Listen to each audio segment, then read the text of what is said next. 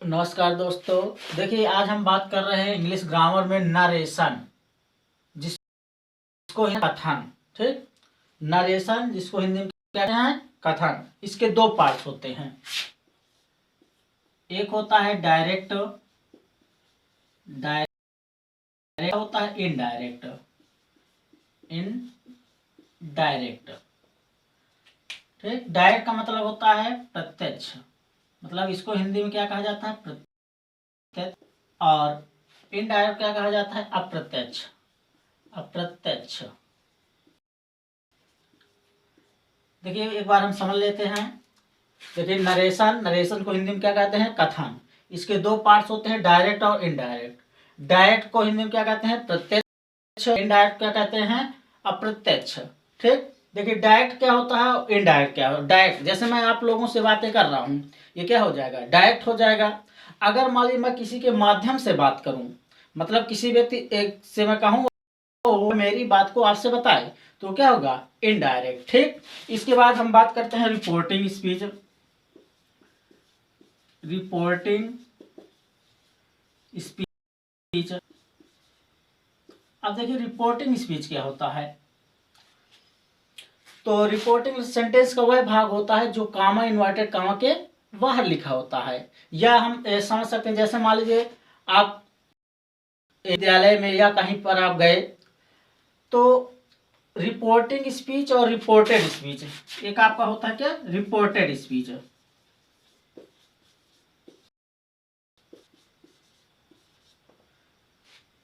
तो reporting speech मतलब जैसे मैं, मान लीजिए आप किसी विद्यालय में गए, तो आप और जिससे बात कर रहे हैं वो किसके अंतर्गत आ जाएगा, रिपोर्टिंग स्पीच का। आपके द्वारा जो भी वो किसके अकॉर्डिंग आ जाएगी, रिपोर्टेड स्पीच। जैसे कह दिया जाए,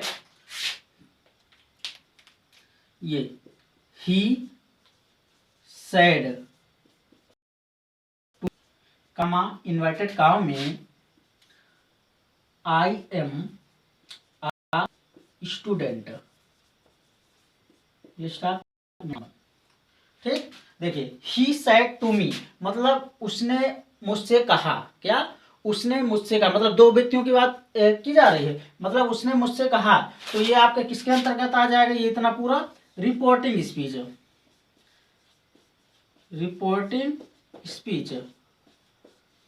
reporting speech. I am I student, ये किसके अंतर्गत आ गया, उसने कहा कि मैं क्या हूँ, विद्यार्थी हूँ। तो ये आपका आ गया रिपोर्टेड स्पीच के अंतर्गत। स्पीच या सामान्य शब्दों में आप रख सकते हैं कि सेंटेंस का वह भाग जो कामा इन्वर्टेड काम के बाहर लिखा होता है वो आपका रिपोर्टिंग स्पीच होता है, और सेंटेंस का वह भाग जो कामा इन्वर्टेड कामा के अंदर लिखा होता है वो आपका स्पीच होता है। अब देखिए, रूल समझ लेते हैं। डायरेक्ट से इनडायरेक्ट कैसे बदला जाता है। तो direct to indirect,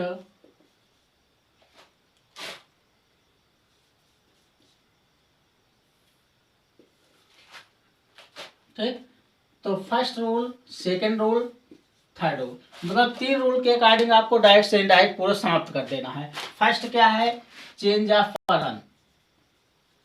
change of person. और सेकंड क्या है, change of tenses. Change of tenses. और थर्ड क्या है, change of other part of speech. Of speech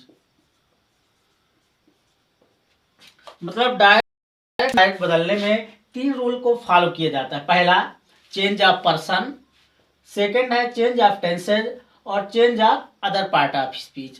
तो देखिए, पहले हम बात करेंगे चेंज ऑफ पर्सन। अब चेंज ऑफ पर्सन के अकॉर्डिंग पहले हमें इसके बारे में, पर्सन, पर्सन क्या है। तो पर्सन आपके तीन होते हैं। पर्सन कितने होते हैं, तीन। कौन कौन से, फर्स्ट पर्सन, सेकंड पर्सन और third person. First person, second person और थर्ड पर्सन। फर्स्ट, सेकेंड और थर्ड पर्सन। ठीक, फर्स्ट में आपका आता है आई और वी, सेकेंड में आता है यू, और थर्ड ही, शी, इट, दे। ये सब आपका किस में आ जाएगा? थर्ड में। अब देखिए हमें पर्सन कैसे याद रखना है। ये पर्सन आपको दिया, आप पहचान नहीं पाते कि कैसे पर्सन है, तो मैं एक आसान ट्रिक बताऊंगा, एक ट्रिक के माध्यम से बताऊंगा जिससे जो है आपको कभी नहीं भूलेगा, जिससे आपको first, second, third person doubt कभी हो ही नहीं सकता। तो देखिए बात करते हैं फर्स्ट पर्सन। मान लीजिए तीन फ्रेंड है, फर्स्ट, सेकंड और थर्ड, तीन फ्रेंड हैं।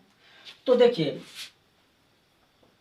अब आपके पास मान लीजिए तीन पुरस्कार दिए गए हैं, फर्स्ट प्राइज, फर्स्ट, सेकेंड और थर्ड। तीन प्राइज हमारे पास है, फर्स्ट, सेकेंड और थर्ड। कितने प्राइज हैं हमारे पास?